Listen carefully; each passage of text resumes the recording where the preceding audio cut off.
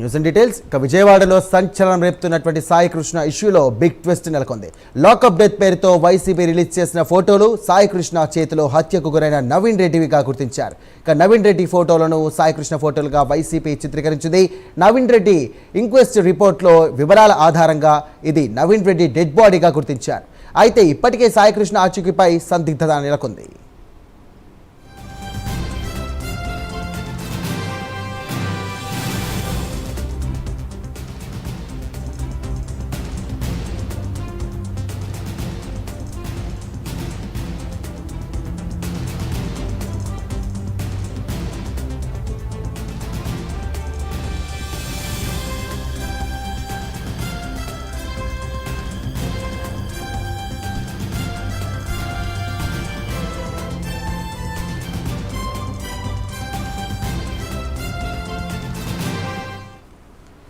Right, big breaking చూస్తున్నాం. విజయవాడలో సంచలనం రేపుతున్న సాయి కృష్ణ ఇష్యూలో బిగ్ ట్విస్ట్ నెలకొంది.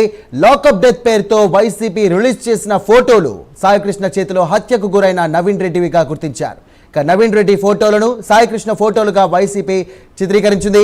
నవీన్ రెడ్డి ఇంక్వెస్ట్ రిపోర్ట్లో ఇక వివరాల ఆధారంగా అది నవీన్ రెడ్డి డెడ్ బాడీగా గుర్తించారు. అయితే ఇప్పటికే సాయి కృష్ణ ఆచూకీపై సందిగ్ధత నెలకొంది. రైట్, ఇదే అంశానికి సంబంధించి మరిన్ని డీటెయిల్స్ అంచడానికి ప్రైమ్ 9 ఎడిటర్ రాజు సిద్ధంగా ఉన్నారు.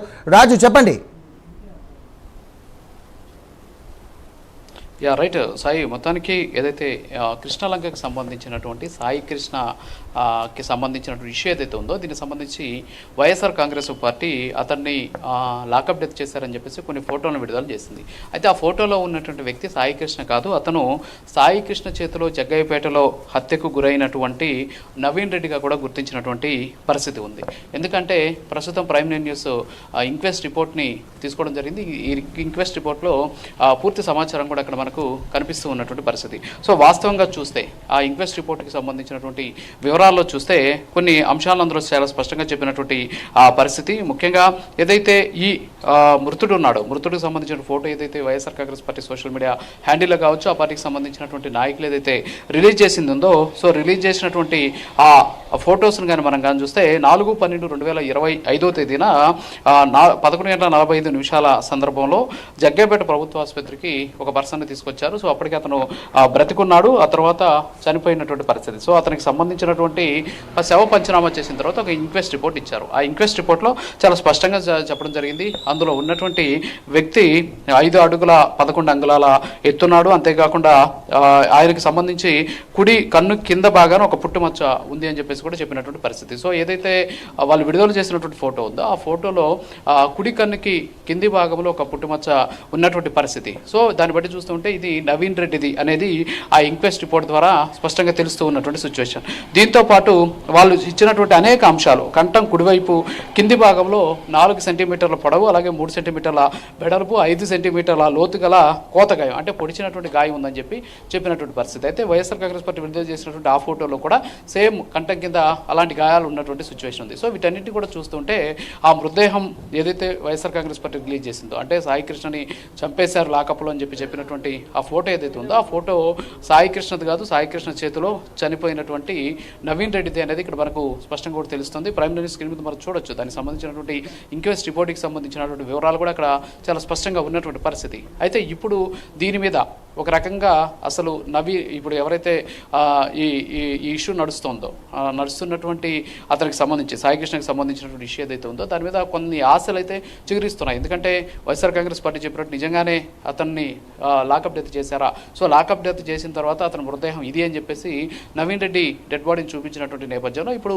సాయి కృష్ణకి సంబంధించినటువంటి ఇష్యూలో కాస్త సందిగ్ధత అయితే నెలకొన్నటువంటి పరిస్థితి. అట్లీస్ట్ ఇప్పుడు ఆ డెడ్ బాడీని చూసినటువంటి నేపథ్యంలో వాళ్ళ ఫోటోని విడుదల చేసినటువంటి ఫోటో ఏదైతే ఉందో దాని మీద సాయి కృష్ణ తల్లిదండ్రులు కూడా చెప్పనటువంటి పరిస్థితి. సో ఇది సాయి కృష్ణది కాదు అనేటటువంటి అంశాన్ని కూడా వాళ్ళు ఎక్కడ చెప్పనటువంటి పరిస్థితి. కేవలం అతన్ని లాకప్లో చంపేశారు, అంతేకాకుండా చంపిన తర్వాత అతన్ని కాల్చి బూడిద చేసేశారు అనేటువంటి అంశాన్ని మాత్రమే లేవనెత్తుతున్నారే తప్ప రిలీజ్ చేసినటువంటి ఫోటో అతనిది కాదు అని చెప్పేసి చెప్పనటువంటి పరిస్థితి. సో ఈ నేపథ్యంలోనే వైఎస్ఆర్ కాంగ్రెస్ పార్టీ తప్పుదోవ పట్టించేటువంటి ప్రయత్నం చేసింది. ఎందుకంటే అక్కడ ఏం జరిగింది అనేటటువంటి దాని మీద ఇప్పటికే ప్రభుత్వం విచారణాధికారి నిర్మించింది, అంతేకాకుండా విచారణ కూడా చేస్తూ ఉన్నటువంటి పరిస్థితి. మరి ఇలాంటి సందర్భంలో ఇంకా కూడా అంటే ఒక ఫోటోని రిలీజ్ చేసి ఈ ఫోటోలో ఉన్నదే సాయి కృష్ణ చంపేశారు, ఇదే అతని డెడ్ బాడీ అనేసి వేరే అతని డెడ్ బాడీ అంటే సాయి కృష్ణ చేతిలో హతమైనటువంటి వ్యక్తి డెడ్ బాడీని తీసుకొచ్చి అక్కడ చూపించడం ఏదైతే ఉందో దీని మీద తీవ్ర ఆగ్రహావేశాలు వ్యక్తమవుతారు. ఎందుకంటే అలా చేయడం వల్ల ఏమవుతుందంటే వైఎస్ఆర్ కాంగ్రెస్ పార్టీకి సంబంధించినటువంటి ఏదైతే విశ్వసనీయత ఉందో అది విశ్వసనీయత కోల్పోయేటటువంటి